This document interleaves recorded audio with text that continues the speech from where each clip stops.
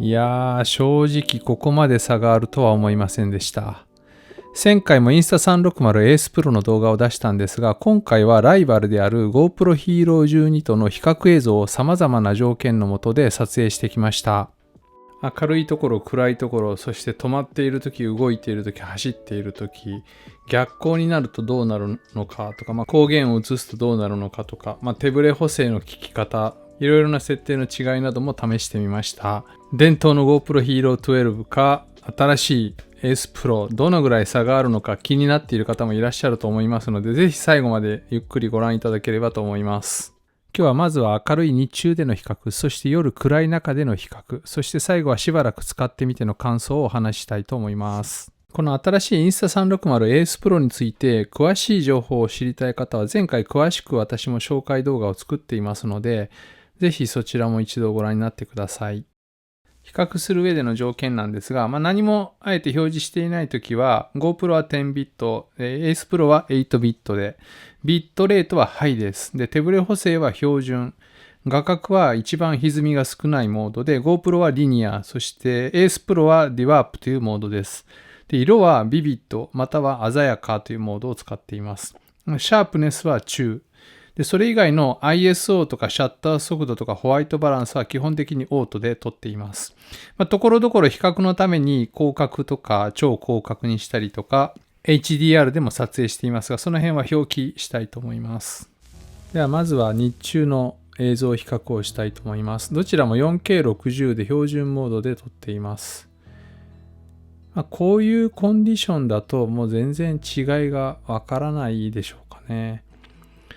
どちらも歪みが一番少ないモードで撮影をしているんですが、インスタ 360 Ace Pro の方が若干画角が広いような感じです。手ブレ補正もこれ走りながら追いかけてるんですが、よーく見ると GoPro の方がより滑らかなような気もしますが、若干でしょうかね。実際問題あまり使っていて気になるような違いは感じませんでした。で、Ace Pro は標準ビデオモードでフレームレートを24とか30に設定すると HDR になるのですが、ここはあえて Ace Pro の方は HDR の 4K24 になっています。イノシシの家に入る。はい、どうぞ。大丈夫？扉を開けたら必ず閉めてください。はい。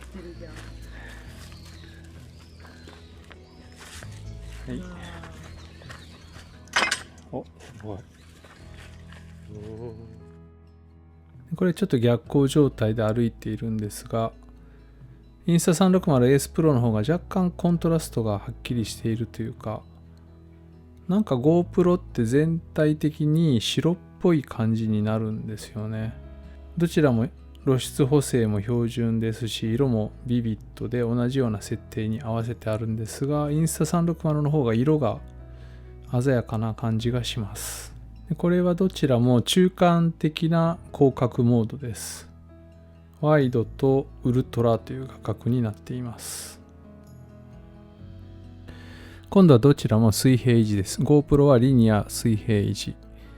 Ace Pro は水平維持というモードを選んでいます。ピシッと水平が維持されて非常に気持ちのいい映像になります。ここはですね、息子がいつも覗く水槽なんですが、水槽っていうか池なのかな。明暗差が結構はっきりしてるんですけど、Ace Pro の方が暗いところもはっきり映っているのが見えます。ここはですね、なんかツタが絡まっていい感じなのでいつも撮ってしまうんですが、やはり Ace Pro の方がちょっと鮮やかでしょうかね。で、これは逆光状態で歩いています。画角の違いもね、分かっていただけると思います。今度は車載映像です。4K60 普通モード、標準ビデオモードで撮影しています。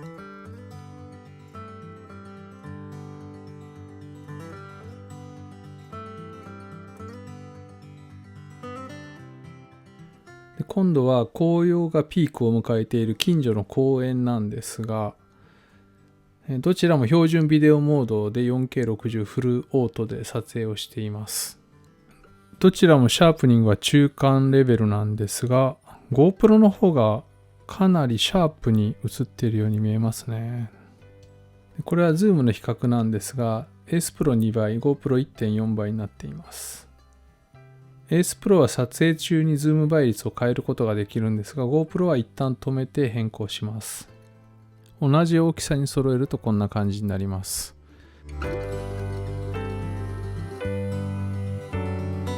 今度はちょっと走ってみます。日陰で子供を追いかけて走っているんですが、画角の違いは若干あるんですけど、手ブレ補正の違いっていうのはあまり感じないでしょうかね。この映像では顔が Ace Pro の方が自然で明るく映ってるんではないでしょうか。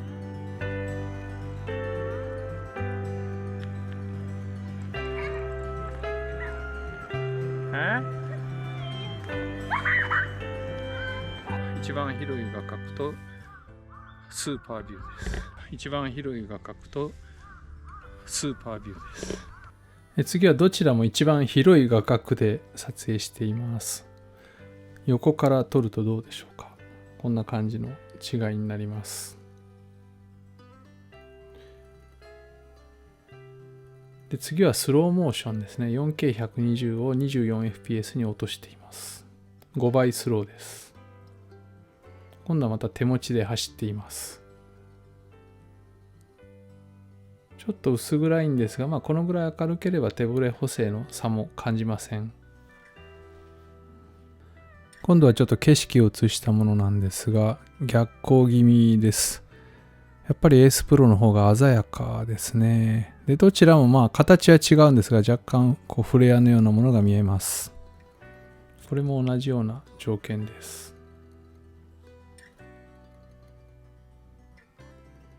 光が当たっている時のこの Ace Pro の赤がすごく綺麗ですよね。で、これは帰り道なんですけど、車内からうちの奥さんが撮影してくれたんですけど、結構ダッシュボードにカメラを置いて手で押さえて撮ってガタガタ揺れてはいたんですが、どちらも綺麗に手ブレ補正がよく効いてますよね。で、これが夜なんですけど、何も考えずにこれは両方ともオートの設定です。で、固定ショットですね。歩いたりはしていません。どっちも綺麗ですよね。手ブレ補正が関わらないような時は両方ともそれなりに綺麗かなと思います。この真ん中のオブジェと背景のビルを4倍に拡大するとこんな感じになります。室内ですね。明らかに明るさが違います。Ace Pro の方が断然明るいですね。これまた別のアングルなんですけど、食べ物どうでしょうか。ピュアビデオ、Ace Pro 綺麗ですね。これはまた別のお店なんですが、置いて撮ってます。GoPro もね、置いてれば綺麗なんですけど、次はちょっとまた歩いてるんですが、GoPro はやっぱり手ブレ補正が厳しいですよね。セブンイレブンの光も GoPro の方はボワボワしてますよね。で、こういったカメラは仕組み上シャッター速度をある程度上げてやると手ブレ補正がマシになるので、ちょっと GoPro の方はシャッター速度を120分の1秒に上げてみました。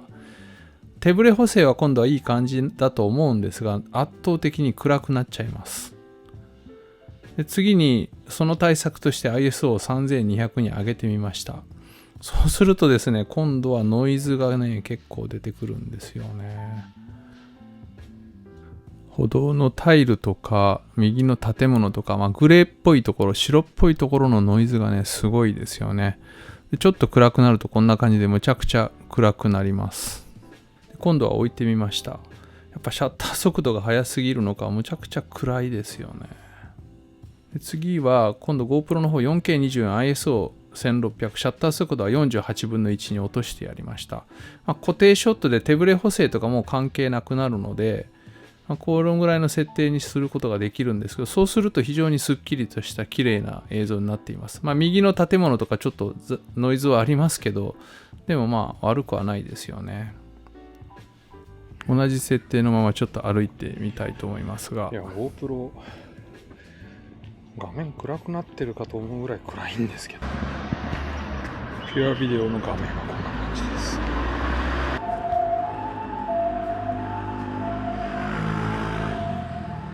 次は車載映像にしてみます。今度はまた 4K60 ISO1600 の、GoPro の一番標準的な設定にしてあります。やっぱり暗いですよね。で次は GoPro の方 4K24 の HDR にしてみました。やっぱガタガタ。手ブレ補正がね、厳しいですね。で、ちょっと止まるんですけど、止まるとね、悪くはない。そんなに差がない感じもするんですけど、光がそれなりにあって止まっていれば綺麗。でもね、アクションカメラですからね。ちなみに4倍に拡大するとこんな感じになります。で、これがですね、Ace Pro のピュアビデオモードの映像なんですが、全然気にせずドタドタと歩いてると、光の部分がこう、ボワってなってるのが見えると思います。これどうしてもやっぱりこういうのがちょっと出ちゃうんですけど、これを軽減するモードが実は搭載されています。その映像がこちらになります。先ほどの映像よりもかなりこの光の部分が安定しているのが見ていただけるでしょうか。若干ノイズが増えるような気もするんですけど、こういう低照度下での手ブレ補正をよりこう増強するモードも搭載されています。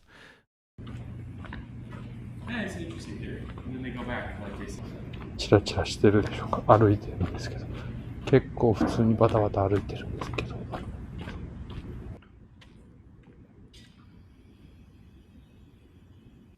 左が普通のピュアビデオで、右がその低照度下の手ブレ補正増強モードオンになっています。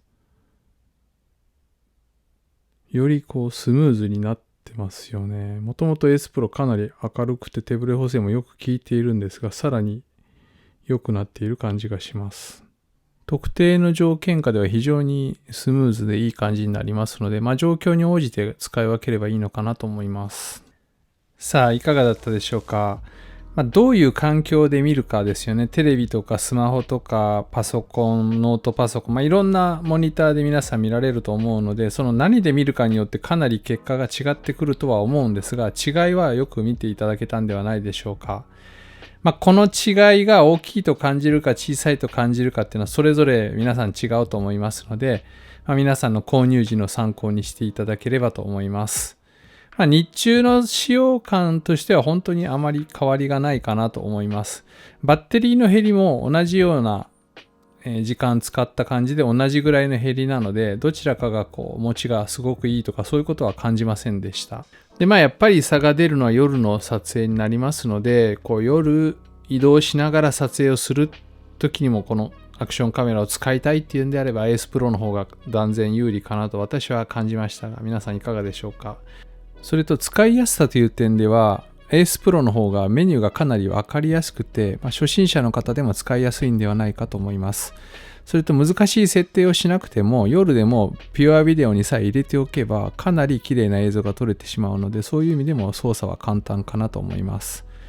よかったらコメント欄に自由に感想などを書き込んでいただければと思います。ということで今回もご視聴ありがとうございました。次回はですね、DJI の Osmo Action 4との比較などもしてみたいと思っています。ではまた次の動画でお会いしましょう。さようなら。